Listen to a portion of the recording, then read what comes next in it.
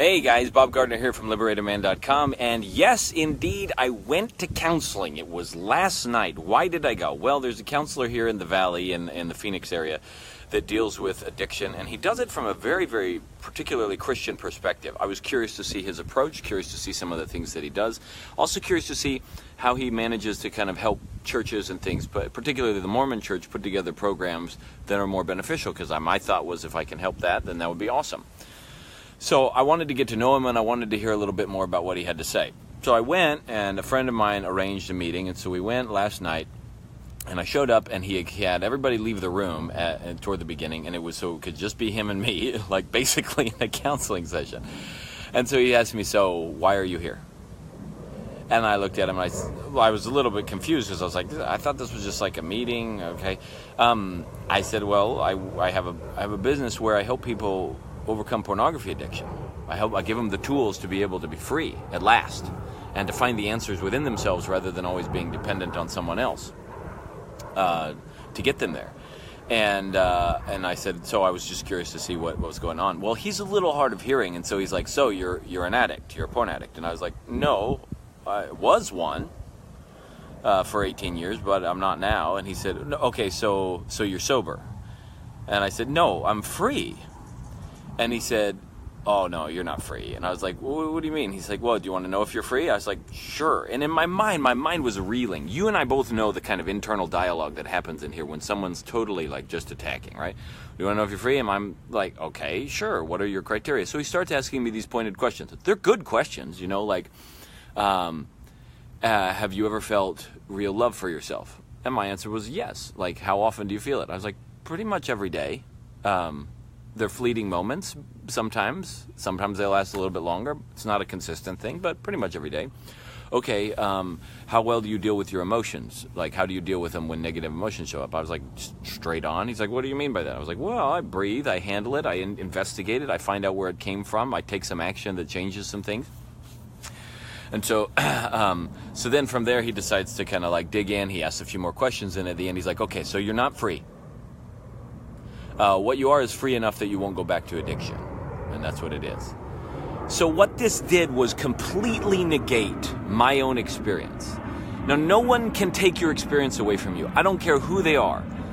I started to tell him about my experience. I started to tell him what had happened. Not the whole thing, because it was clear that he was there to pontificate in this part of the meeting. The rest of the meeting was wonderful. I'll probably tell you more about it, because he really put some things together for me. He phrased them in a way that made some dots connect for me that were absolutely beautiful, amazing, wonderful concepts. But this part of the meeting was so combative and so confrontational that I was sitting there, my heart was beating fast, and I'm like, what? And I'm telling him about my experience, and he's like, have you ever considered that your perceptions might be wrong? And I was like, well, sure, like, I could be wrong about a whole mess of stuff, for sure. He's like, look, so do you disagree with me? I was like, yes. He's like, are you listening by the Spirit? Now, in Mormon culture, this is a phrase that sort of means like, are you listening by inspiration? Are you trying to listen with more than just your brain? And first off, I was like, I don't know what the heck you mean by this, but out loud I said, well, yes, because I'm always listening for inspiration.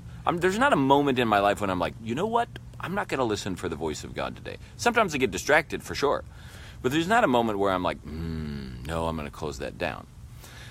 I have hidden in the past, but now, no. And so I was there, and I was like, well, yes. And he's like, well, I'm speaking by the Spirit, which means that if I say something, it's the truth. And if you disagree, then, and he paused. And I was like, then I'm wrong? And he's like, well, no, you're not wrong. He tried to avoid saying it. But basically, he told me I was a liar. Basically, he's like, look, everything you've experienced isn't worth anything. Let me tell you something straight up. Your experience is the only thing that you can really go on. What somebody else tells you, I don't care what their level of authority, what somebody else tells you is only their experience and or information they picked up or something else. It is not true for you. It is not real until you have experience of it. And if you're going to take away my experience and say, well, your experience is messed up, what I perceived, I perceived. However distorted it came through, I perceived this, I experienced this, and that's it. Guide me to better experiences, deeper experiences where my perception shift, sure. But take away my experience, now I don't have anything to go on. Now, I wanted to attack this fellow. I wanted to, like, jump back at him. But he's 70 years old. It was clear that he was kind of entrenched in his particular approach to thinking. And I'm not saying he's not open-minded, and he had some beautiful things to say. But it was clear that he wasn't there to listen. He was there to pontificate in this particular instance, or this particular part. And so I sat there, my heart's thumping in my chest. I'm wanting to jump back, but I'm like, look, I don't want to make this a confrontation. And so I start breathing, and I do my own little thing in order to like minimize the emotional content. Is martial arts training, like I have to deal with this all the time anyway. And you still have to function in the world. So I started doing this, and I'm like, look, what I want out of this is a learning experience and a chance to connect. I'm not here looking for a fight. And so in that moment, I was able to kind of just simply let it go. To able to just be like, okay, so I can see where from the way that you're saying things, that this is maybe how you would interpret it. That negates the experience that I've had, and I've talked about it before, where I had a clear, direct, revelatory kind of divine voice enter into my experience and literally tell me, you're not an addict anymore. Now, some of you may not agree with that. Some of you may think that that's like a little too out there or a little bit too hooey. But I can tell you the difference between being sober for a couple of years, going through that kind of transitional experience, going through an experience of becoming free of it, and then having a moment of revelation where literally an internal voice that speaks through my heart and through my mind wakes up every cell in my body and tells me, just so you know, you're healed. You're not an addict anymore. You're free. That was a literal experience for me. Very real. Very true. And I wasn't going to negate that for somebody else. You see, the thing is, when you can be true and real about the facts of your life, and when you can value your own experience instead of what everybody else is saying, now we have room to go. We have room to grow, and the kind of happiness that you can experience on the inside is now a possibility instead of before it wasn't. It's just a closed door. Why? Because if you value other people's opinions and other people's experiences above your own, you will never find happiness, because you will always be looking to them for happiness. And in that meeting, a small part of me was still hoping for his acceptance, and that's why my heart started racing, and it triggered some kind of fear on the inside, and that's why I felt that initial pull to try and defend myself. And I'm not saying I didn't defend my opinion to any extent. I'm still human and I'm still learning. But the truth doesn't need to be defended. It simply is.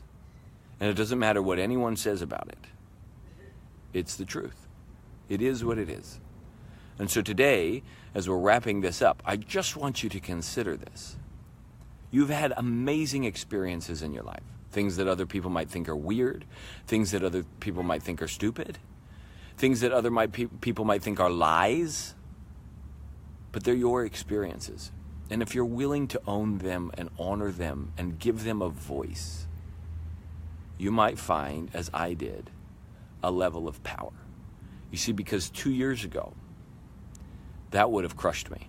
I would have walked out of that meeting, probably quit my attempts to help all you guys with porn addiction, and gone home and just as a wreck. And then I would have signed up for counseling for who knows how long. And I'm not saying he's not a good counselor. He's helped a lot of people. So that's not the case. But I probably would have signed up for counseling for who knows how long. I would have been a basket case. I would have taken my family through another financial maelstrom and come out on the other side confused about who I was and what I was worth, probably. Like so many men I've seen go through counseling situations. Now, this guy approaches it a little different, and I think his approach is fantastic for what he does. It turns out that most of what he does, I do, plus a whole lot more that comes from the fact that I was inside of it instead of on the outside looking in. We go a lot deeper, and we really root some things out in a really safe, powerful way as quickly as possible. And I cover, like, what are you going to do with your relationships with your wife and your kids? What are you going to do with your relationship with God and yourself in some different approaches and some other things as well. Turns out he does some great stuff. Why? Because I do the same thing, so I obviously think it's great. He probably does some stuff that's different than I do, and some of it I don't think is as effective for everybody, but other things I think are spectacular ideas. And but ultimately, I was able to leave there without being crushed. Able to leave there having somebody call me to my face a liar, having somebody tell me that my experience of life and what I know to be true from experience is false, and still have an amazing meeting with the fellow, learn some amazing things, put together ideas in a clear way that I hadn't put as clearly before, and come home not quitting, come home even more stoked to step out and help as many guys as possible, because who I am and what I know comes from my own journey and not his. So your experience matters. And if you can own it and honor what it is, whether it's good, bad, ugly, beautiful, right, wrong, whatever you want to call it, it is what it is. The moment you own it, it gives you power. It gives you power to make choices. It gives you power to feel. It gives you power to experience life on a whole different level. So own your experience. You're valuable. And what you know from your experience is a gift to you and to the world.